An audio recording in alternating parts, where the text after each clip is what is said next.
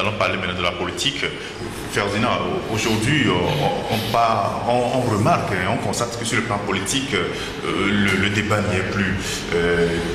Presque tous les partis politiques, surtout de l'opposition, sont en état de léthargie, sont dans le coma. C'est le parti au pouvoir qui lance quelque chose, un sujet, tout le monde en débat, ou bien sur les plateformes, les partis de l'opposition se querellent, tout le monde est dans son coin. Qu'est-ce qui se passe? Comment relancer la lutte pour la mobilisation populaire? Franchement, moi je pense que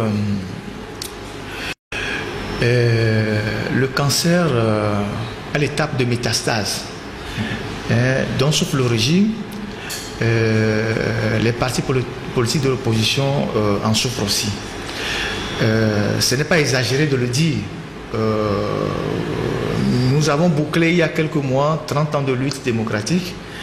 Nous sommes toujours sur le chemin de ce processus-là qui n'arrive vraiment pas à être déverrouillé. Ça fait 30 ans que les partis politiques sont dans la bataille. Tout ce qu'on a connu pendant la conférence nationale, les leaders, leur action, et 30 ans après, on se rend compte que, à part ceux qui sont décédés ou ceux qui sont aujourd'hui invalides, les mêmes leaders ou leurs agents immédiats sont encore en activité. Et ils sont en activité, mais plus dans le même registre.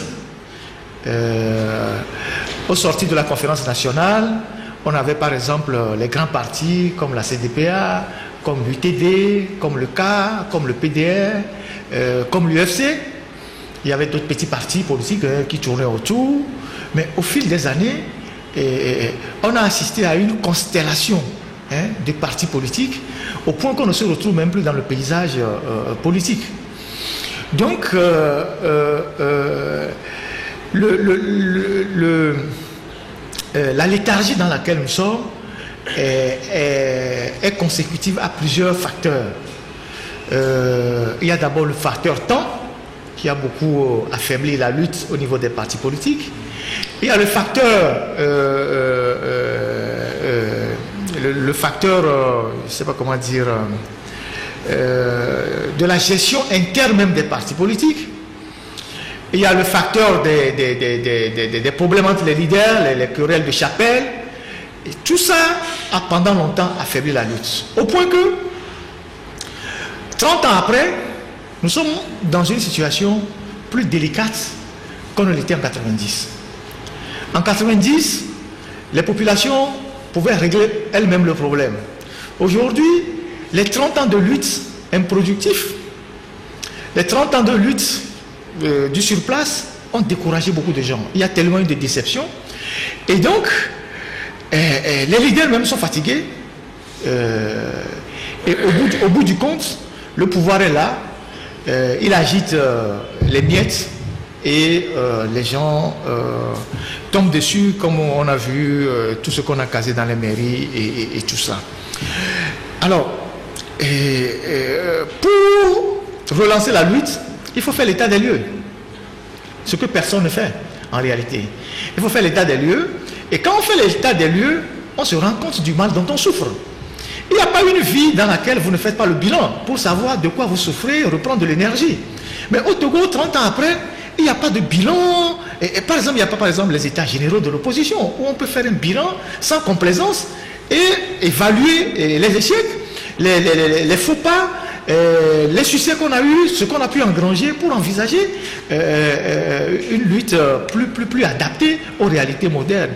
Mais on a des partis qui sont structurellement aujourd'hui très faibles parce qu'au fil du temps, les partis se sont désintégrés. Je prends par exemple l'UFC, justement parce que dans ces partis-là, il n'y a pas eu le culte de la démocratie, il n'y a pas eu le débat contradictoire. On a des partis à la tête de qui, à la tête desquels il y avait seulement les leaders charismatiques qui étaient incontestables et incontestés. J-Chris, bon, donc quand on dit c'est J-Chris qui a dit, personne ne bronche. On a Boibo, on a Ninevi, on a Edem Kodjo, on a Aïva Zarifou. Et ces gens-là n'ont pas eu aussi le flair, à un moment donné, de quitter la scène et de transmettre la lutte à la génération suivante. Il a fallu des crises internes à ces partis politiques pour qu'il y ait un renouvellement plus ou moins de générations. On voit bien aujourd'hui que J.Chris Olympio, avec son âge, avec sa santé un peu fragile, n'a jamais lâché l'UFC. Il s'y accroche. Il s'y accroche, même s'il n'existe plus sur la scène politique en tant que leader, il s'y accroche. Voilà, le chef de file de l'opposition qu'on ne voit nulle part. Vous avez Agbo-Ibom, paix à son âme, qui s'est accroché au cas jusqu'à sa mort, jusqu'à son décès. Vous avez Dem Kodjo qui en ce temps a lâché l'UTD pour la CPP, mais après, ça a été carrément une catastrophe pour ce parti-là. Vous avez le PDR, dont on le sait aujourd'hui qui est le président. Le leader est souffrant depuis longtemps, il a disparu. Est-ce que le parti existe? Est-ce que le parti est encore là? Il y a certains Kolani qui l'utilisent quand il faut l'utiliser pour aller à la CENI. Voilà, donc à la CENI. Et vous avez la CDPA que Ninevi a fini par lâcher, mais dont la gestion par la génération qui a suivi n'est pas véritablement celle-là. Alors, quand vous prenez tous ces partis-là, vous les mettez dans un panier, ils sont des partis qui se sont affaiblis avec le temps. Structurellement faibles, financièrement faibles, et stratégiquement faibles. En termes de ressources humaines, il n'y a pas eu de renouvellement. Le renouvellement des hommes à la tête des partis signifie aussi le renouvellement des idées et des stratégies. Je ne sais pas si vous comprenez. Donc vous avez tous ces partis-là qui sont dominés aujourd'hui par les leaders de 90. Les Gogué sont là. Et ils tiennent très dur les partis. Les Agbo-Ibom, il est décédé, mais bon, le cas, dans quel état il a laissé, J.Chris il est toujours là. Et donc, même ceux qui ont quitté ces partis politiques pour en créer leur propre, ils le gèrent de la même manière que leurs anciens chefs. Je fais seulement un schéma. Si vous faites une carte, un petit schéma, sur ce mur, un petit schéma, vous prenez l'UFC, vous verrez que de l'UFC est né l'ANC, le NI, la NDP, le FPD, les démocrates de Habia Nicodème. De l'UFC donc est né au moins 5 partis politiques. Je ne sais pas si vous voyez. Ça veut dire que ce parti, l'UFC, au départ, s'est affaibli avec le temps. Il s'est désintégré. Vous prenez le cas. Après, il est né le FDR. Le FDR a même connu une petite crise avec un de ses conseillers qui est parti pour aller aussi créer un mouvement. C'est une faiblesse. Vous prenez le PDR, qui était combatteur du PDR est né, le PNP et du PNP est né. Mais je ne sais pas quoi. Son conseiller. On va créer autre chose. Je ne sais pas si vous voyez. Donc vous prenez la CDPA. Bon, il n'y a pas eu tellement de scissions à la CDPA. Et il n'y a pas eu tellement de scissions. Et donc tous les partis politiques se sont... Vous prenez l'UTD qui s'est mué en CPP. Il y a même des querelles. Il y a le CPP qui avait sa base, qui est le syndicat. Le CRTT, qui aujourd'hui s'est désintégré un peu. Il y a une partie qui est allée vers Saint-Fox, donc qui a pris également une partie du CNTT, qui était la base arrière du RPT, etc. Donc vous voyez que sur le plan de l'organisation, pendant 30 ans, tous ces partis politiques qui étaient de puissants partis politiques, qui étaient des instruments de mobilisation, se sont affaiblis avec le temps. Le CAR était un parti totalement national. Quand Agbo-Ibom avait les premiers députés en 1994, il couvrait Lomé jusqu'à, je ne sais pas, il avait des députés à Sokoli, il avait un peu partout. Je ne sais pas si vous vous souvenez, il avait des députés partout. Mais au fil du temps, le CAR est devenu un parti préfectoral. Le cas s'est résumé juste au bastion Wati, excusez-moi de le dire ainsi, et même de ce bastion Wati qui était Yotor et Vaux et une partie du Bamono, avec la défection de FDR, le bastion Wati s'est scindé à deux, c'est-à-dire le FDR a pris le Vaux, le Yotor est resté pour le CAR. Je ne sais pas si vous voyez. Et donc les partis politiques au Togo se sont affaiblis avec le temps. Alors avec ces entités aussi affaiblies, vous ne pouvez pas espérer démonter ou démanteler un régime aussi séquentenaire comme le régime RPT uni qui est assis sur les armes, l'argent, les réseaux diplomatiques, les réseaux mafieux et tout ce que vous savez. Et donc, quand vous prenez l'opposition aujourd'hui dans son ensemble, c'est une faiblesse structurelle. Et quand vous mettez dans le panier des leaders qui ne se disent pas bonjour, ça fait bonjour les dégâts. Et donc, une entité comme ça a besoin forcément d'aller à des états généraux pour savoir qui fait quoi, comment on relance la lutte, autour de quel leadership, quelles sont les idées nouvelles autour desquelles on va relancer la lutte. Mais ça ne préoccupe personne. Tout ce qui préoccupe les gens, puisque la plupart sont en fin de carrière, comment nous allons faire pour intégrer les structures de gestion que le pouvoir nous offre, pour nous gérer aussi un peu, gagner un peu d'argent et espérer passer des beaux vieux jours de retraite. Et avec ça là, vous ne pouvez jamais relancer une quelconque lutte. C'est pour cette raison que nous pensons, quand nous faisons nos analyses, qu'il revient aux populations de prendre leurs responsabilités. Parce qu'en 90, on n'avait pas de parti politique avant de déclencher toutes les actions qui ont amené Yadema à céder du terrain. Et ces actions sont encore possibles aujourd'hui. Mais tant qu'on restera enfermé dans les carcans des partis politiques, il n'y aura jamais de relance ou de mobilisation de la lutte. Vous voyez ce qui se passe sur les réseaux sociaux. C'est une guerre avec des armes non conventionnelles. Qui veut détruire l'autre pour résister? Mais les coups se donnent même en dessous de la ceinture. C'est des guerres incroyables sur les réseaux sociaux. Vous avez, comme je l'ai toujours dit, vous avez à un moment donné des talibans qui sortent, vous avez les ayatollahs qui leur répondent, vous avez les moudjahidines qui sortent.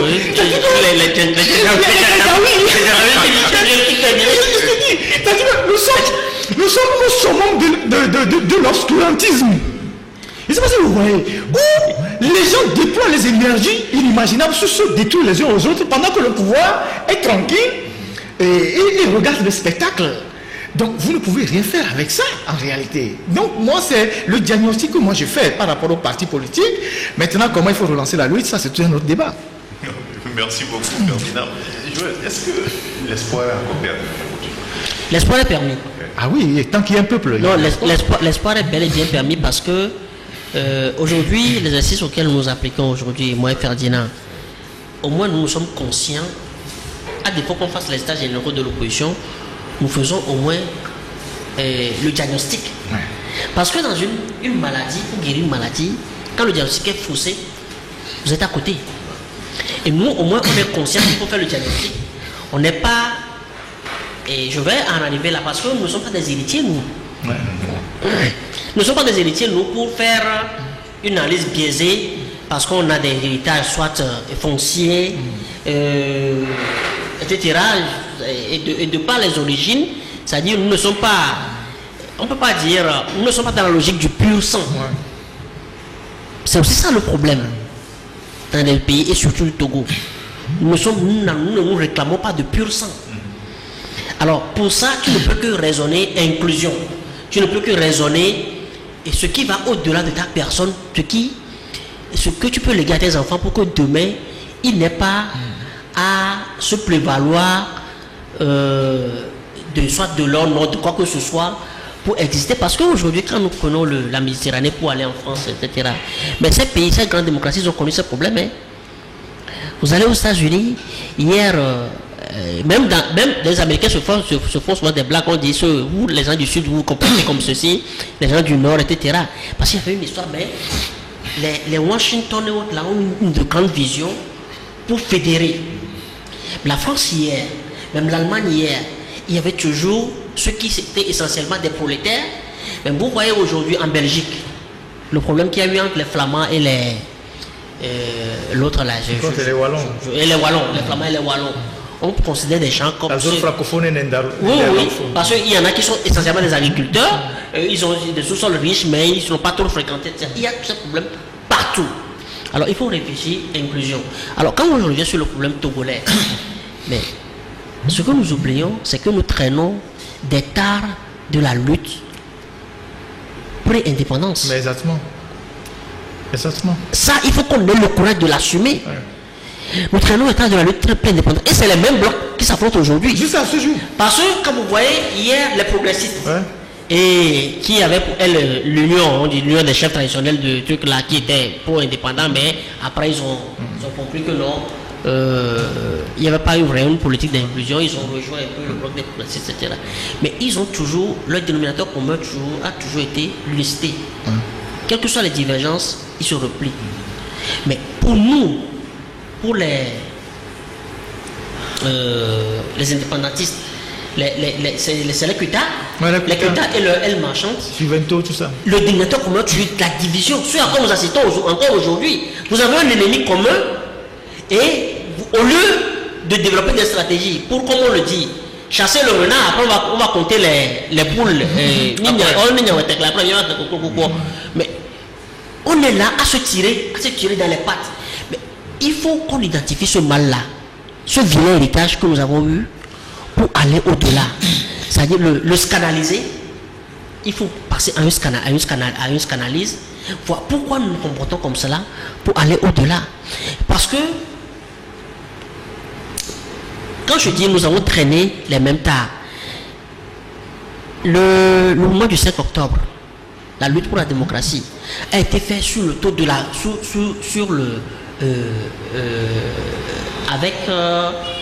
sur la stratégie, sur la base de la stratégie de la revanche. C'est-à-dire on reprochait à Adema d'avoir fait une dictature, etc. Il s'est mal pris, il n'a pas fait une gouvernance, etc.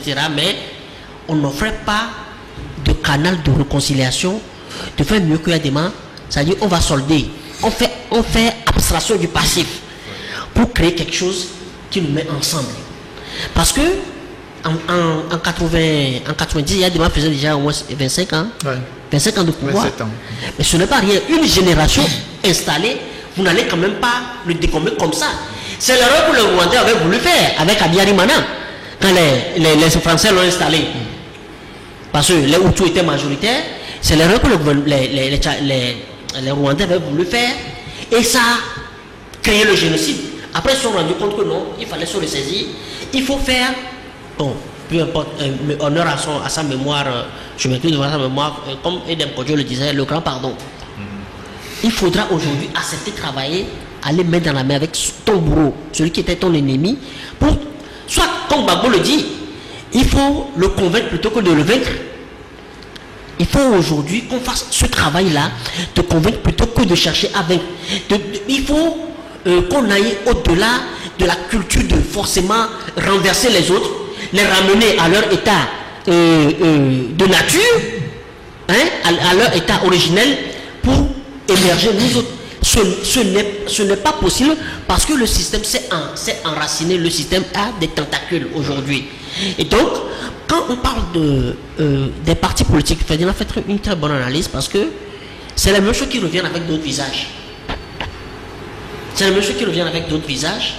Il a parlé de la déclinaison de l'UFC aujourd'hui avec ses composantes. Particules.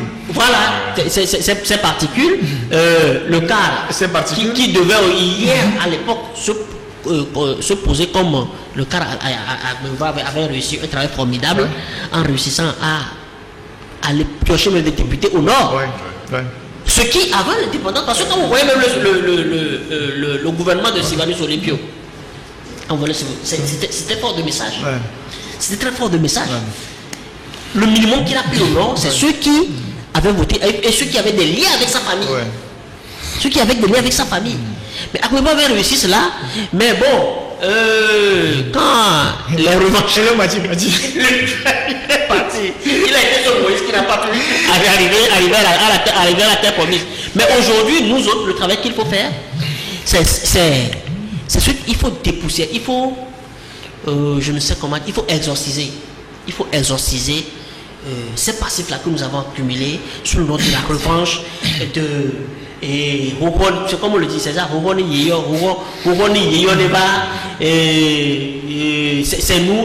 c'est nous.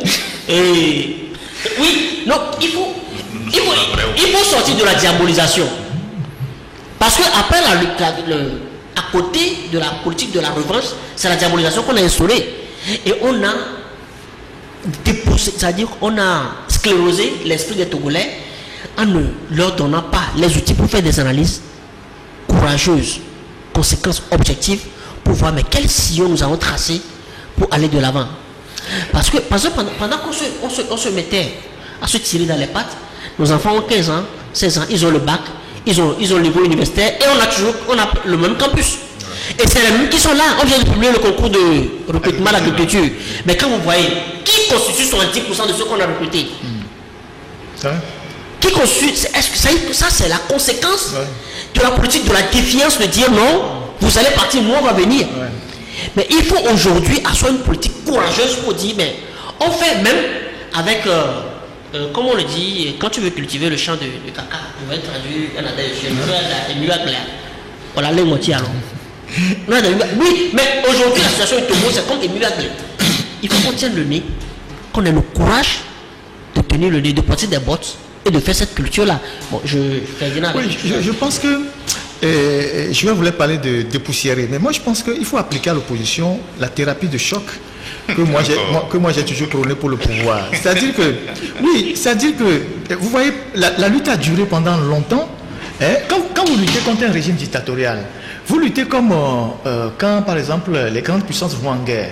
Quand les Américains déploient, par exemple, un navire de guerre, un porte-avions, par exemple l'Enterprise ou USS, je ne sais pas quoi, ce navire est suivi par des petits navires qui le protègent, par des sous-marins et tout.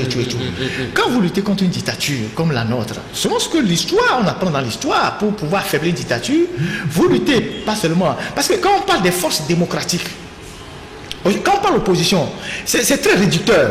L'opposition, c'est tous ceux qui veulent que le système change. Et ces gens-là, ils ne sont pas que seulement dans les partis politiques. Ils sont dans les syndicats, ils sont dans les leaders d'opinion, ils sont dans les partis politiques, ils sont dans la diaspora, si vous avez une diaspora. Je ne sais pas si vous comprenez. Et donc, quand vous lancez le navire, le porte-avions, vous avez, je prends le porte-avions comme les partis politiques. Vous avez tous les autres qui suivent, qui le couvrent. En cas de besoin, vous avez les syndicats, vous avez les étudiants, vous avez les journalistes engagés, vous avez la diaspora. Tous ces gens-là protègent la lutte. Mais au fil du temps, ce qu'on a appelé opposition, c'est-à-dire que de façon classique, qui sont les partis politiques, se sont séparés de toutes ces entités. Et ils sont restés amis. Et le pouvoir a fini de les affaiblir. Je ne sais pas si vous comprenez. Aujourd'hui, vous ne pouvez pas, un parti politique ne peut pas vous dire aujourd'hui qu'il est un allié syndicaliste, qu'il est un allié journaliste, qu'il est un allié mouvement étudiantin, alors qu'hier, il y avait tout ça là. Je ne sais pas si vous comprenez. Donc, il faut appliquer à cette opposition une thérapie de choc, de manière à ce que, moi je suis formel, si je le dis, les gens m'ont dit non, que tu exagères. Moi, je dis aux gens, la configuration politique de notre pays aujourd'hui, quand je prends les partis politiques aujourd'hui réunis, je ne vois pas aujourd'hui quel parti politique peut venir à bout de ce système. Pour la simple raison que nos partis politiques sont structurellement faibles et n'ont pas de moyens. Les gens ont réduit les partis politiques à des substrats ethniques. Ouais, je suis désolé de le dire. Bien sûr, ça c'est clair. Et la mentalité de certaines personnes, c'est que, je vais vous raconter une petite anecdote. Nous sommes en 99 ou 2000, je ne me rappelle plus de la date exacte. Koudjou était encore archevêque. Donc nous sommes allés voir Koudjou, des jeunes, parce qu'à l'époque, le RPT manigançait des trucs pour modifier la constitution, après la parole des militaires de Yadema. Ça doit être 99. Et donc nous sommes allés rencontrer Koudjou, quelques jeunes de l'opposition. Il nous a reçus à Brodahomela, là où il reçoit les audiences. Et on discutait de la politique, de tous les aspects. On parlait aussi des choix hasardeux de nos opposants qui ont coulé la lutte, la transition. Et on est arrivé sur le cas Kofigo. Et Koudjou nous disait, moi j'avais déjà appris l'histoire, mais Koudjou nous disait, lorsque par exemple Kofigo a été choisi, il y a un groupe d'amis, un groupe vraiment restreint. Ils sont montés à un niveau de 2 février, ils ont fait une réunion restreinte. Et à cette réunion, Koudjou y était. Et le Premier ministre, nouvellement choisi, a dit quelque chose qui l'a marqué en vernaculaire, en disant à ses amis qui étaient autour de lui, dont certains sont encore dans le circuit, et qui étaient tous de Palimé et de Notien. Et en disant, bon, on est en tour de voir, câble tour de voir, Fifi Miaoué, tu vois. Et donc, c'est ça. Je ne sais pas si vous comprenez. C'est pour ça que je dis dans les émissions que celui qui aura la responsabilité de conduire ce pays demain doit être un homme qui regroupe une nation, qui cimente l'unité d'une nation. Oui, pas quelqu'un qui vient dire que les autres ont mangé, c'est notre tour. Qui a mangé quoi? Ça veut dire que c'est toujours l'esprit de la revanche. C'est pour ça que je parle. C'est toujours l'esprit de la revanche. Je parle de l'instrumentalisation de l'ethnie. En disant, Par exemple, quand on parlait dans une émission, c'est Joël et moi, de nos frères Gabier, qui sont encore aujourd'hui les victimes de la dictature, même si l'élite s'est enrichie. Quand ce petit-là, celui-là disait, il était un pauvre type quelque part sur un... c'est pas le pouvoir, c'est nous. C'est eux qui sont au pouvoir. C'est nous. Alors qu'il n'a rien. Même quand il te demande même de lui donner 500. De l'argent. Il est content. Alors, quand il dit le pouvoir, c'est nous, il est dans une manipulation tribale. C'est-à-dire qu'on lui fait croire que c'est nous qui sommes au pouvoir. Pour lui, c'est une satisfaction morale. C'est parce que c'est un frère ethnique qui est au pouvoir. Et donc, quand on pousse l'analyse loin, il faut faire comprendre aux gens que la lutte pour le changement, ou l'alternance, ou l'alternative que nous voulons demain, ce ne serait pas la revanche d'une ethnie contre une autre ethnie. Ça, c'est clair. Ce ne serait pas la revanche des gens qui vont dire, nous on n'a pas mangé, et c'est notre tour de manger. Et je vous assure qu'il y a des acteurs politiques de l'opposition qui ont cette mentalité. Je ne vais pas citer de nom, mais qui ont cette mentalité. Et tant que vous avez cette mentalité, les autres le savent. Vous n'irez nulle part. Parce que si moi je me bats pour un Togo meilleur demain, je ne me bats pas pour qu'une ethnie émerge contre une autre ethnie. Je ne me bats pas pour qu'on chasse une ethnie pour faire la part belle à une autre ethnie. C'est pour cela que je dis, l'opposition actuelle, dans son état actuel, dans son état délabré actuellement, ne peut rien faire contre le régime. Je suis désolé. Certains l'ont compris. C'est pourquoi ils vont dans les mairies. C'est pour ça qu'ils sont en train de se battre pour aller dans les histoires de Sénat qui se préparent. Parce qu'ils savent qu'ils sont au bout du chemin, ils sont fatigués. Je sais pas si vous comprenez. Mais Ferdinand, comme ça dit, je crois qu'on est dans le... Nous faisons le même diagnostic. Oui. Nous faisons le même diagnostic. La thérapie de choc. Oui. La thérapie de choc, elle s'impose parce que quand tu veux construire une nation, mais il faut casser les verres. Il faut briser les verres. Et quand nous disons briser les verres, ces messieurs-là qui sont aujourd'hui au soir de leur vie, il y en a qui sont même avec leurs enfants aujourd'hui à l'extérieur, ils ont suffisamment tiré, ils ne s'étaient jamais battus. En fait, leur premier objectif, ce n'était pas de renverser le pouvoir, mais c'était de se positionner et d'avoir leur place dans le partage des fruits du pouvoir. Parce que ça a toujours été fait. Bien avant que les Gulis qui aient été renversés. Ça veut dire qu'il y a toujours eu une deal. Bon, soit on arrive à les abattre, on prend leur place, ou à défaut, nous devenons incontournables. Ça veut dire qu'ils deal avec nous pour se matcher les autres. Alors, aujourd'hui, nous autres, l'offre qui s'impose, quand je parle de diagnostic, etc., c'est que on ne peut plus aujourd'hui aller tenir un langage devant quelqu'un, dire un langage de renversement. Hein? Parce que le système en face aujourd'hui, la question qu'il faut se poser, à qui avons-nous affaire? Il ne faut pas se leurrer. Ils ne sont dans aucune poursuite de concession, de quelque état que ce soit. Ça veut dire qu'on a en face une ogre. Il faut que les gens se le disent clairement. Parce qu'aujourd'hui, ils ont le contrôle de la politique, mais on cherche aujourd'hui le contrôle de l'économie. On veut contrôler toutes les parcelles, c'est-à-dire on veut vous asphyxier autant que possible. Alors, dans cette posture, maintenant, ils ont en plus la caution de celui-là qui a toujours, du blanc, je vais dire, la caution du blanc. Alors, contre celui-là, c'est comme aujourd'hui avec le Tchad. La France a tellement d'intérêt que même si la France veut quelqu'un d'autre à la place des débits, il n'en a pas encore trouvé. Et on ne fait pas d'offre à la France. Oui, on ne fait pas d'offre. Laisse-moi un peu évoluer. Aujourd'hui, il faudra trouver le canal idéal pour... Il faut... C'est-à-dire que au lieu de tout avaler en un trait, vous procédez par morceaux et créer un sillon pour canaliser tout le monde et donner des garanties à tout le monde pour aller de l'avant. Et puis comme Rollis a fait une thérapie de choc 7, mais Rollis est allé au-delà des enjeux Ashanti, Evé, quelle ethnie encore, Ghana? Il y a un peu de tout, il y a un peu de tout. Bon. Oui. Ceux qui sont vers de la frontière, peut-être de la Côte d'Ivoire, etc. Ouais. Il est arrivé, soit par des méthodes fortes, à le faire.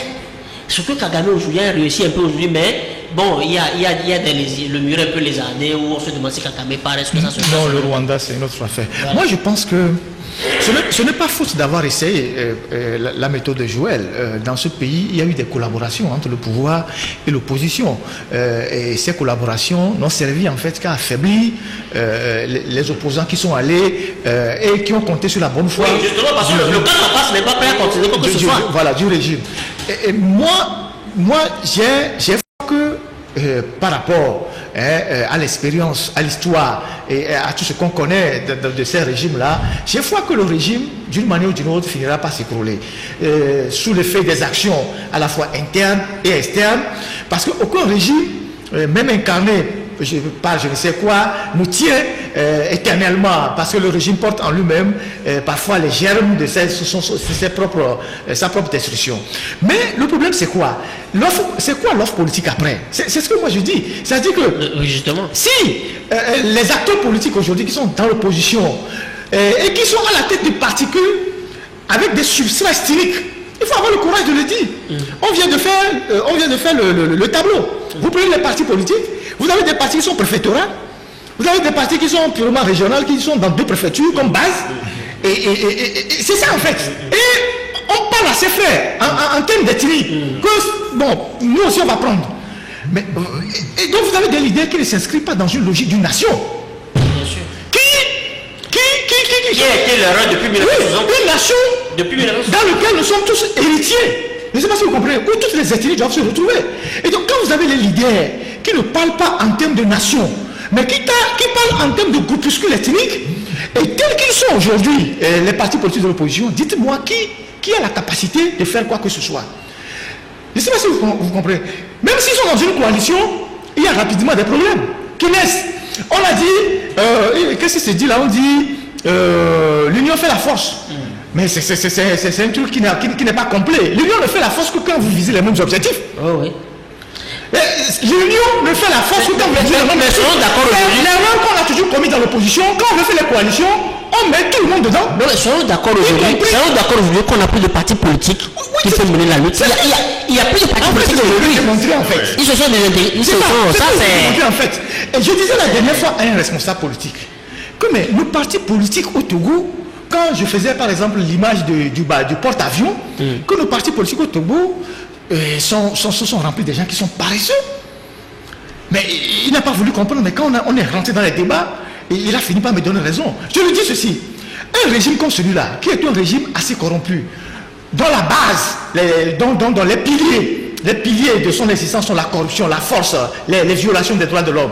Quand on parle par exemple de la question de l'eau dans les savanes, au Gwendial, quel parti politique qui est par exemple implanté dans cette région a fait une étude scientifique en dehors des plans du gouvernement, qui fait une étude scientifique, parce qu'ils sont prêts pour gouverner le Togo demain?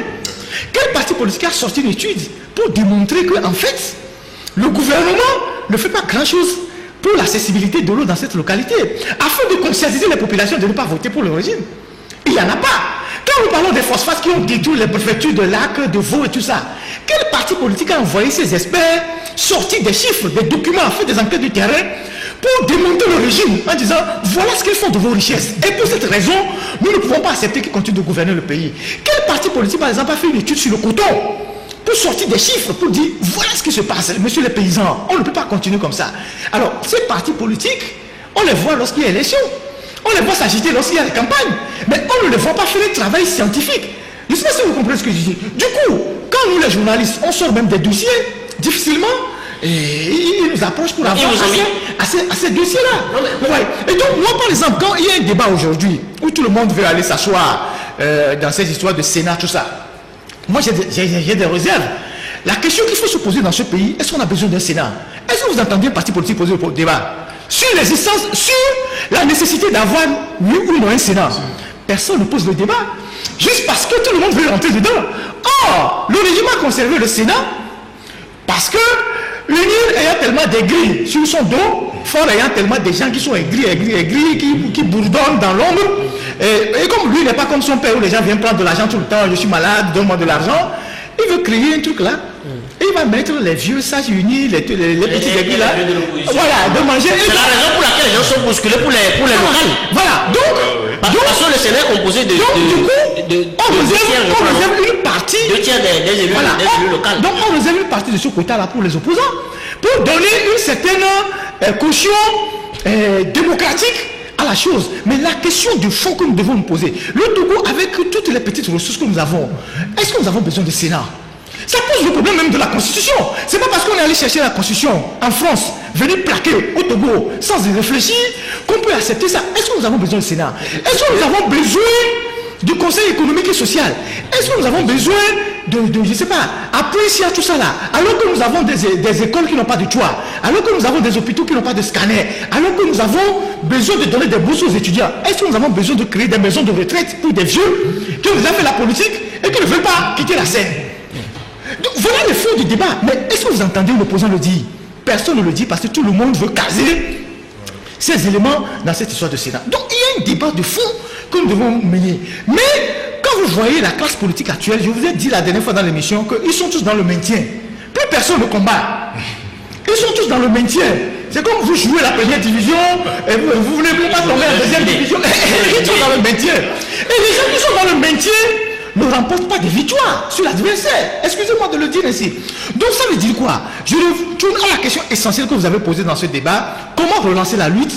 Il faut réfléchir, il faut travailler, il faut susciter une nouvelle offre politique portée par des gens qui sont capables de démontrer qu'ils sont, je sais pas, ils comprennent les enjeux auxquels le Togo est exposé. Parce que la situation du Togo est très complexe. Très complexe. La situation du Togo est très complexe et parce que de par nos origines également, ouais. de par la composition. Quand Ferdinand parlait tantôt de l'offre politique, comme on en parle ici, mais c'est le talon d'Achille du pouvoir en face, ouais. Puisqu'ils ont instrumentalisé leurs frères pour en faire un bouquet. On les met dans des postes, tu as un salaire de 200, 300 000, tu es un militant, ça y est, lors de la campagne. Quand tu braques bien campagne, on te met à la Caisse nationale de sécurité sociale, à l'OTR, à un truc là, on les met là, juste pour le cacher tout le paradis. C'est-à-dire, on les entretient dans une caverne, c'est le mythe de la caverne. Pour le cacher tout le paradis qu'il peut avoir si jamais on faisait de l'inclusion, on partageait les choses selon les mérites. Alors quand vous parlez de l'ordre politique, ça fait peur au pouvoir. Ça fait peur. Or, c'est ça justement qu'il faut faire. Maintenant, est-ce qu'il y a quelqu'un pour le faire? Ils sont tous fatigués. Ils sont tous comme le Ferdinand dit, ils sont tous dans le maintien. Et le comble, ils savent que la base arrière, c'est la société civile, où il y a des juristes, des gens qui font de bonnes analyses et qui sont vraiment passionnés, qui ne s'accrochent pas au matériel. Mais il y a aujourd'hui, le chantier est enclenché depuis, on veut carrément les noyauter également, les asphyxier en mettant en place une loi, un projet de loi qui veut contrôler leur source de financement, etc. C'est-à-dire on veut carrément leur casser le pied. Mais le peuple aura toujours un pied. Et tout dépend de la constellation de ces bonnes volontés-là qui croient que, effectivement, si on engage le lutte pour 5 ans, pour 10 ans, on pourra créer un Togo où on va décaper ceux-là qui instrumentalisent leurs frères. Ils sont seulement un petit groupe qui est là, qui leur sert de fausses réussites, pendant qu'ils valent largement mieux que cela. Maintenant, on avait dit tantôt sur ce plateau, mais l'éclosion c'est-à-dire que les premières bases de l'éclosion de cet idéal-là, ça doit être soit au sein des regroupements, soit des associations. Il faut poser le vrai débat. C'est-à-dire que le débat d'utilité, plus de débat d'ethnie, ok, comment on va faire pour arracher tel projet pour chez nous, etc. Mais il faut créer le vrai débat, il faut créer des débats intellectuels. Et quand on dit l'intellectuel, c'est ce qui est inclusif, c'est ce qui est sain. Ce n'est pas comment je vais faire pour aller développer mon paumé chez moi, et comment je vais faire pour développer vos camps, comment je vais faire pour développer, soit Blita, je vais développer des trucs là. Mais non, ce n'est pas ça. Et ça, quand vous le posez, vous allez au-delà de l'homme qu'il faut. Parce que tu as une mission et il y a un mécanisme de contrôle au sein pour voir est-ce que tu le fais de façon égoïste. Si la Suisse l'a réussi aujourd'hui, mais les Suisses ne sont pas des extraterrestres. Ce ne sont pas des extraterrestres. Et il faut poser même la question même du régime politique. Et c'est ce que je disais par rapport à la situation du Sénat, c'est connerie. Oui, la question du régime politique. Oui. Est-ce que le régime présidentiel aujourd'hui nous arrange? Parce que si les Burkinabés ont réussi à chasser Compaoré, n'oublions pas que le Burkina, c'est 90% des Mossi. Ouais. C'était facile.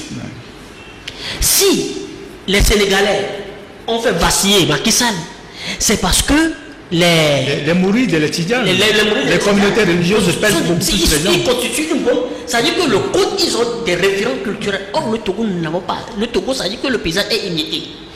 Ou c'est le PNP qui avait voulu réussir cela, mais toujours le même virus est rentré. On a mis des idéologies des idéologies identitaires dedans, au point que, parce que ce que le PNP a réussi en 2017, en faisant sortir les Togolais du nord jusqu'au sud, ça y est que c'était un acquis très louable s'ils n'avaient pas mis l'identité dedans. Mais il ne faut pas qu'on se dise, parce que de la même façon nous avons critiqué l'ANC pour la politique de la diabolisation qu'ils ont reçue de l'UFC, c'est de la même façon qu'on va critiquer tous ceux qui vont faire une offre qui n'est pas inclusive, mais qui ne voient que leurs frères, notre communauté, notre région, etc. Ferdinand. Non, moi je suis d'accord avec Joël. Finalement, je pense que une nation, c'est tout un ensemble. Hein. Les peuples savent toujours générer sécréter des grands hommes. Si vous n'avez pas pu réussir votre mission à un moment donné, d'autres viendront. Les peuples sécrètent toujours des grands hommes, des hommes courageux, des hommes visionnaires. Ça arrivera toujours. C'est la marche normale des peuples. C'est pour cela qu'il ne faut pas désespérer. Et ce que nous faisons ici, l'exercice que nous ne le faisons pas contre un homme politique. Nous sommes en train de faire un diagnostic de la situation politique en tant que journaliste. On n'a pas de parti pris. On décortique ce qu'on a en face là. On essaie d'expliquer comment ça se passe et pourquoi ça ne peut pas aller de l'avant comme ça. Aujourd'hui, personne ne peut dire que les partis politiques tels que nous les prenons aujourd'hui, individuellement ou collectivement, peuvent arriver au bout du régime. Parce qu'ils sont tellement fractionnés, ils ont tellement de problèmes de personnes, ils ont tellement leur ego. Et il y a toujours des gens qui jouent le double jeu, que quand vous vous mettez ensemble, c'est qu'il y a 2 taupes, 3 taupes, il y a 4 taupes. Et donc l'union ne fait pas forcément la force dans ce cas-là. Non, l'union fait la faiblesse. L'union fera la faiblesse. C'est-à-dire que les gens là, les intrus vont vous paralyser de l'intérieur, vous ne pourrez jamais aller de l'avant. Je ne sais pas si vous comprenez. Mais lorsqu'on a en face... Et ça, c'est une stratégie du pouvoir. Exactement. Le pouvoir l'utilise à chaque fois. Exactement. Et très souvent, chaque fois, ça le réussit. Et donc, lorsqu'on a des régimes comme ça, comme le régime RPT uni, il faut savoir que, de par leur nature, ces régimes peuvent s'écrouler à tout moment. Ils donnent l'impression d'être des régimes forts, mais il suffit de la contingence de quelques facteurs que le régime s'écroule. On a déjà vu ça dans l'histoire. Et donc, si ce régime, par exemple, demain quelque chose arrive et s'écroule, qu'est-ce qu'il y a après? Qu'est-ce qui se passe après? C'est la question. C'est pour ça que moi, quand j'interpelle la classe politique, j'interpelle aussi les personnes individuelles. Parce qu'un pays, ce n'est pas seulement les politiques. Aujourd'hui, normalement, on devait créer des think tanks. Les gens doivent créer des think tanks pour réfléchir sur la manière dont de relancer la lutte. Est-ce que la lutte est relançable, si je peux parler ce français-là, dans le cas des partis politiques ou bien hors des partis politiques, autour de quel leadership? Qu'est-ce qu'on fait? Ça se fait hors des partis politiques. Voilà. Et donc, nous avons une diaspora qui a aussi hérité des divisions des partis politiques. Mais c'est une diaspora qui pèse énormément sur le pays, qui envoie beaucoup d'argent, mais qui est aussi engagée. Il faut leur rendre cet hommage-là. Moi, j'étais dans une manifestation à Washington il y a 3 ans et demi, mais on a marché pour aller à la Maison Blanche. J'ai vu la mobilisation. Les gens qui ont quitté des villes très lointaines, qui sont venus dormir la veille, même à ciel ouvert, pour pouvoir marcher le lendemain. Ça veut dire que le Togolais a une fibre patriotique. Mais c'est lorsqu'il y a les trahisons, il y a les faux pas que les gens se découragent. Et dans cette diaspora-là, on peut aussi susciter des personnes qui vont sortir. Tout comme à l'intérieur, tout comme partout, des gens peuvent émerger. Et donc, cette diaspora envoie aussi énormément d'argent lorsque la situation s'envenime dans le pays pour aider ceux qui sont sur le terrain, même si on ne leur fait pas des comptes à la fin. Même si cet argent ne vient pas dans un seul panier, ça va dans les partis politiques. Ça aussi, c'est l'autre là de la lutte. Exactement. Oh, nos frères qui sont dans la diaspora n'ont pas une vie facile. Eux aussi, ils attendent que le pays change pour qu'ils rentrent. On a vu comment les gens vivent là-bas. C'est difficile. C'est pas comme chez nous ici, on a le temps. Là-bas, c'est le travail, c'est le capitalisme à visage découvert. On n'a pas le temps, on s'en fout de toi. Tu viens au boulot, tu ne viens pas, tu es licencié. Je ne sais pas si vous voyez. Et donc, nous avons besoin aujourd'hui de mener une réflexion d'ensemble sur les 30 ans de lutte. Qu'est-ce qui a marché? Qu'est-ce qui n'a pas marché? Comment est-ce qu'il faut reprendre le problème et l'adapter aux réalités modernes? Parce que la manière dont on dénonçait Yadima en 1990, ce n'est pas la même chose aujourd'hui, ce n'est pas les mêmes réalités, ce n'est pas les mêmes choses qui se passent aujourd'hui. Et donc, il faut mener cette réflexion d'ensemble plutôt que de passer tout le temps sur les forums WhatsApp, démontrer que je suis le plus intelligent, démontrer que l'autre n'est rien, démontrer que c'est moi qui ai la science infuse, démontrer que j'ai la meilleure stratégie, et ça s'arrête sur WhatsApp. Je ne sais pas si vous voyez ce que nous avons dit. Par exemple, l'exercice que nous faisons ici, c'est un exercice que beaucoup de gens suivent. Je suis convaincu que nous participons à sensibiliser des gens, même si certains ne partagent pas notre opinion, même si les gens parfois disent que nous exagérons, mais nous faisons ce travail-là, et c'est un travail assez risqué, mais nous le faisons parce que nous pensons que c'est notre part dans le champ qu'on nous a légué, c'est notre part de travail. Il faut que des gens parlent et ouvrent les yeux à la jeunesse, et c'est de dire, voilà, on ne peut pas continuer dans le même sens. Et donc, le régime politique dont Joël parle est d'actualité. Oui, les Burkinabés n'ont pas de Sénat. Ils vivent bien parce qu'ils ont besoin d'argent pour construire des écoles. Nous avons par exemple une commission anticorruption qui a passé 5 ans à ne rien faire. Mais les gens ont été payés. Nous avons, je ne sais pas quoi, une assemblée nationale. Entre-temps, est-ce que la commission de Assoba a été mise en place? Est-ce que ça a été dissous? Qui avait arrêté les Akapovi. Voilà, c'est ça. On a par exemple une haute institution une hack qui ne fait que suspendre les journaux. Aujourd'hui, on parle de renouvellement, c'est un embouteillage terrible. Parce que les gens qui y vont, c'est juste pour améliorer leur situation sociale. Je ne sais pas si vous comprenez. Alors, est-ce qu'on a besoin de multiplier les institutions budgétivores qui sont des maisons de retraite, alors que nous avons besoin d'écoles, tout ça? Tout ça parce que nous l'avons hérité de la France. On a fait une copie-coller. On a copié, on a collé. On ne réfléchit pas à nos réalités. Permettez-moi de rappeler que la question du Sénat a fait remuer la classe politique sénégalaise. Évidemment. Depuis Ouad, quand Ouad voulait mettre, pourquoi il s'était arrêté? Alors qu'on oublie que si la France a gardé son Sénat, si la France a toutes ses institutions budgétivores, parce qu'il vaut l'argent de l'Afrique pour entretenir tous ces politiciens. Nous, on n'a pas d'argent pour entretenir des gens. Tu as travaillé, tu as la retraite, tu pars à la retraite. On n'a pas besoin de te créer une nouvelle structure où on te donne 500 000 francs par mois. Vous imaginez tout ce qu'on va mettre dans le Sénat là? Si on leur donne maximum 500 000 francs par mois, carburant, on leur donne, le président peut-être 1 million, on leur loue un siège. Pour faire quoi dans la vie? Mais non! Donc nous avons besoin de discuter du régime politique et élaguer toutes les institutions inutiles. Et budgétivement, pour consacrer les mêmes ressources que nous avons pour construire les écoles, les routes, les hôpitaux, pour permettre de soigner les gens. Financer l'agriculture. Financer l'agriculture. Mais aucun responsable politique aujourd'hui nous pose le problème du Sénat. Parce que tout le monde veut aller. Je ne sais pas si vous voyez. Tout le monde veut aller là-bas, se réfugier là-bas, parce qu'ils sont en fin de carrière politique. Donc nous avons un débat de fond à mener pour ce pays, et c'est cet exercice-là qu'il faut faire. On a besoin pour le faire des intellectuels, des universitaires, des leaders d'opinion, de toutes les personnes de bonne volonté qui ont à cœur l'avenir de ce pays. Il faut le dire, le Togo est en retard par rapport à tous ses voisins. On est aujourd'hui énormément en retard, et nous avons à mettre le pays au travail. Je ne sais pas si vous voyez, on doit mettre le pays au travail. On a les problèmes de corruption à régler, les problèmes de violation des droits de l'homme, les problèmes de guerre, le foncier, les chefferies. On a tellement de problèmes d'infrastructure. Lomé reste un gros village. Tu sors d'une route goudronnée, tu rentres dans les quartiers, c'est n'importe quoi. Quand il pleut, tu ne peux pas circuler. Aucune capitale ne ressemble plus à ça aujourd'hui dans la sous-région. Donc on a du travail à faire. Et donc, ce n'est pas le moment de faire ce qu'on est en train de faire là. C'est pour ça que nous parlons de l'offre politique. Qu'est-ce que les gens ont dans leur gibecière si ils veulent vraiment prendre le pouvoir? C'est avec ça qu'il faut convaincre les partenaires. C'est avec ça qu'il faut convaincre aussi les gens. Ou peut-être parfois là où ça se décide, ou là où on donne la caution. Vous voyez? Et donc, moi je pense que cet exercice-là, nous allons continuer de le faire régulièrement quand on aura l'occasion pour sensibiliser nos concitoyens, nos frères, tous ceux qui suivent ces émissions-là, pour que, même dans les petites structures des partis politiques qui sont là, que les gens travaillent. Les gens ne travaillent pas dans les partis politiques. Les gens ne travaillent pas. Il faut qu'on se dise la vérité. Les gens ne travaillent pas. Un parti politique, si moi j'aime, vous avez un parti politique, vous avez des cellules. Même si vous n'avez pas la compétence, vous pouvez commander une étude.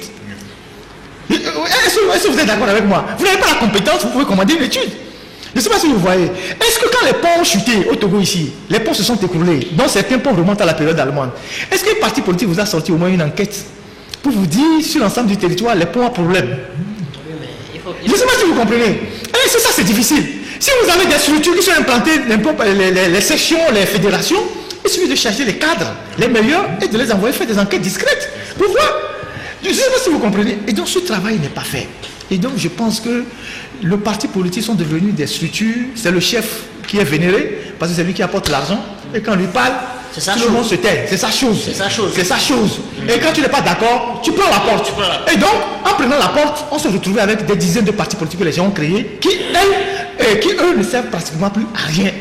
Et ça a affaibli la lutte, surtout la ligne. Maintenant, la société civile au Togo n'a pas aussi réussi à s'organiser parce qu'elle était aussi inféodée. Oui, elles étaient des impédistes. Voilà. La société civile a toujours été des impédistes. On ne va pas nommer des gens ici, mais on a vu ceux qui étaient en 2017. On s'est rendu compte qu'ils avaient des colorations d'un parti politique.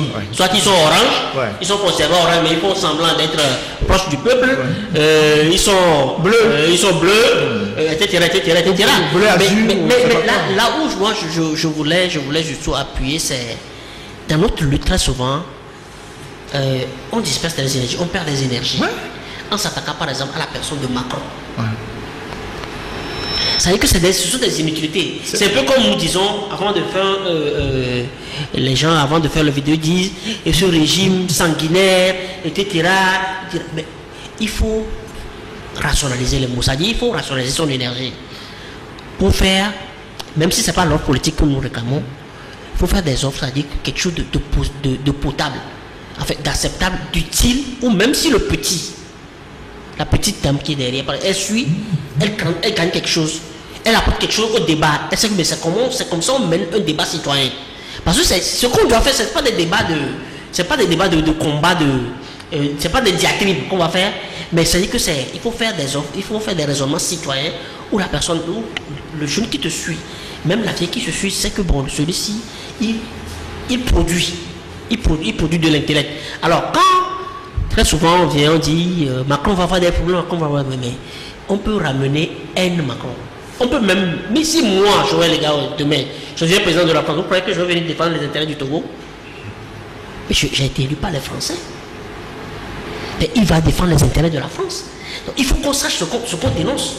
On peut dénoncer le système, mais quand vous attaquez la personne, ça veut dire que c'est une perte d'énergie. C'est une perte d'énergie. Ça apporte quoi qu'on insulte Macron? Mais ça apporte quoi que nous attaquions, qu'on le veuille ou pas? Aujourd'hui, vis-à-vis de nos pays africains, la France est une puissance. Et on a besoin d'elle, c'est un mal nécessaire. Alors, il faut qu'on cherche raison garder, combattre nos problèmes, régler nos problèmes ici, plutôt que de s'apitoyer, de se mettre à... On peut peut-être faire du bruit pour que les Français savent que bon, ce qu'ils font comme injustice, ça nous impacte. Parce que la France est déjà consciente, elle veut aujourd'hui corriger. On peut faire du but autour, mais consacrer son énergie sur ça, ce sont des pertes de temps. On peut faire plus utile que ça et mettre le focus sur ceux-là qui représentent des jougs sur nos coups depuis des lustres. Merci beaucoup messieurs. Nous sommes presque arrivés à la fin de cette émission. Et Ferdinand, un mot. Non, je pense que ça a fait un débat assez intéressant, surtout sur le côté de la politique. Bon, on a abordé tous les sujets, société, politique et tout. Comme je venais de le dire tantôt, on ne fait de procès à personne. Nous sommes en train de diagnostiquer une situation pour essayer de voir comment on s'en sort. Parce que quand vous arrivez dans une impasse, quand vous êtes dans une impasse, il faut chercher le chemin de sortie. Voilà. Vous savez, la lutte togolaise pour la démocratie a fait 30 ans. 30 ans, elle a tellement duré, donc c'est 30 ans. Et ça a suscité une vocation politique de tout le monde. Je ne sais pas si vous voyez. Parce que le pays est sous une chape de plomb. Donc tout le monde s'engage dans la politique pour que le pays change. C'est une bonne chose. Mais en s'engageant, on se retrouve aussi dans la politique avec tous les escrocs. Je ne sais pas si vous voyez, les escrocs, les apprentis sorciers, les obscurantistes. Aujourd'hui, quand vous voyez sur les plateformes WhatsApp, tout le monde est devenu expert en politique et donne des leçons. Et ça aussi, c'est un élément qui ne permet pas d'avancer. Je ne sais pas si vous voyez. Parce que les donneurs de leçons sont plus nombreux que les acteurs politiques. Je ne sais pas si vous voyez ce que je veux dire. Et donc, tout le monde pense qu'il a la solution. Et personne ne veut s'effacer pour l'autre. Et tout ça, c'est les vicissitudes de la longue lutte pour l'alternance qui n'a pas encore abouti. Mais il faut rester serein, il faut garder espoir, il faut continuer par travailler. Il faut se dire, en politique, tout peut arriver à tout moment. Il n'y a jamais rien de statique en politique. C'est une zone qui passe parfois dans les zones de turbulence rapide. Et donc, tout peut arriver. Il n'y a pas de... C'est pas un truc linéaire, la politique. Donc, il faut se préparer, il faut savoir ce qu'on veut, il faut savoir ce qu'on fait, il faut savoir où on va. Mais en même temps, il faut être porteur d'un message qui unit tous les fils de la nation. De manière à ce que si demain, nous sortons de cette longue dictature, on ne tombe plus dans une situation où on réveille les vieux démons, comme on en a connu par le passé, où ça va être une guerre, des problèmes entre les ethnies, si c'est vous non, si c'est les autres non, afin qu'on puisse bâtir une nation solide, avec des institutions solides, et se consacrer au développement réel de ce pays, parce que le pays a énormément pris du retard. Si vous quittez Lomé, vous rentrez à l'intérieur du pays, nos villes ne ressemblent à rien. C'est des gros villages, Lomé même étant déjà un gros village. Les villes, c'est comme rien n'a bougé. Rien n'a bougé. J'ai fait un tour à Tapamé il y a 4 ans. Et je suis resté sur une colline là, j'ai vu les tôles de Djama là. Et les ancêtres, même s'ils reviennent, ne sauront pas que les tôles là sont là. C'est-à-dire c'est rouge comme ça n'a pas bougé. Vous allez à Néron, les bâtiments, les bâtiments qui ont été construits par des familles qui étaient à l'époque riches sont totalement abandonnés, sont en train de s'écrouler. Il n'y a rien. Ça veut dire en fait on ne les entretient même pas. Oui, on ne les entretient même pas. Ça veut dire qu'on n'a pas bougé, on n'a pas avancé. La ville, certes, s'est agrandie avec quelques maisons, mais quand tu vois l'entretien du pays, de la ville, on n'a pas bougé, ça n'a pas évolué. Et donc, on ne peut pas rester là comme ça, à observer un pays en train de s'effondrer. Et moi, je suis déjà presque de la cinquantaine, les Joël arrivent, nos enfants sont déjà grands. Je ne sais pas si vous voyez, quel pays nous voulons laisser aux enfants? Alors que hier, on voyait nos papas, nos parents étaient là, on avait espoir que bon, ça allait changer, nos parents sont partis. Et nous sommes en train de partir, le même système est là, et le pays n'avance pas. À un moment donné, il faut dire stop, réfléchir et avancer. Et je pense que c'est là que tous les Togolais doivent faire. Où est-ce qu'ils se trouvent? Laissons de côté les petits problèmes. Il y a toujours des gens qui ont des défauts. Les défauts, tout humain a des défauts. On a toujours des défauts. Mais il faut prendre ce qui est bon en l'homme pour avancer. C'est le plus important. Il faut toujours prendre ce qui est bon en l'homme pour avancer plutôt que de s'appesantir sur ses défauts. Donc moi je pense que si chacun fait cet exercice-là, on va pouvoir trouver le chemin et si Dieu nous aide, et si on est suffisamment lucide, on pourra trouver une solution pour faire avancer ce pays. Merci beaucoup Ferdinand. Un petit mot, je voulais juste rappeler, il y a des offres, des pensées assez utiles qui nous avaient été servies mais qu'on a balayées. Il y a cet acteur politique qui parlait hier de démocratie d'abord, multipartisme après. Il faudra qu'on revienne à ça. Soit c'est-à-dire que ce soit comme tel ou autrement, il faudra qu'on parle, ou bien carrément parlons d'abord de nation d'abord et multipartisme après. Ouais. Nation d'abord, multipartisme après. Et en cela, moi je crois que même si quel que soit tout ce qu'on fait contre la société civile, les partis politiques sont aujourd'hui sclérosés. Tout le monde veut aller le mangeoire, tout le monde. Quand on crée un parti politique, c'est parce que soit UNIT a demandé de le faire. Parce que la réalité même, c'est que beaucoup de partis qui sont créés ces derniers temps ont été financés par UNIT. C'est UNIT qui a financé beaucoup de partis politiques. Depuis 2015, tout ce qui se crée comme parti politique, c'est financé par UNIT. Alors, ça veut dire que je te donne à manger. Je tiens... Pour que tu trouves le jeu. Non, pour que tu trouves le jeu. Voilà, pour que tu trouves le jeu. Et tu peux faire quoi contre moi? Aujourd'hui, les jeunes... C'est le buveur de petits laits là. Les jeunes qui veulent encore... Il y en a forcément. Il y en a parce que c'est quand tu passes dans la rue, il y en a qui t'approchent, qui disent merci pour tout ce que vous faites. C'est-à-dire que vous leur permettez au moins de voir, de raisonner autrement. De sortir de cette petite boîte qu'on a créée, politico-ethnique. C'est-à-dire que quand tu es Wati, il faut que tu sois du FDR, du CAR ou tout là. Et quand tu es d'Adéron, il faut que tu sois de l'ENSE, etc. Vous leur permettez de sortir de ça. Alors aujourd'hui, que ces jeunes créent des forums pour discuter, ne pas parler forcément politique, mais voir mais qu'est-ce qui nous laisse. qu'est-ce qui aujourd'hui, parce que dans 5-10 ans, tu ne peux pas dire ce que tu vas devenir. Il n'y a pas le social, il n'y a pas de vision. Ça, tout ce qu'on fait, c'est pour le maintien. C'est la politique eugéniste et hégémonique. La politique eugéniste et hégémonique. Et jouissive. Et jouissive. Que ceux qui sont à la commande font. Alors, il faut que tu puisses discuter avec ton frère qui est de l'autre culture pour voir, mais au-delà de ce qu'on nous a légué là, qu'est-ce qu'on peut faire pour que demain, nos enfants ne soient pas obligés de franchir la Méditerranée pour aller chercher le bonheur en Europe. Hein? Aujourd'hui, c'est les Espagnols qui viennent chercher du travail au Maroc.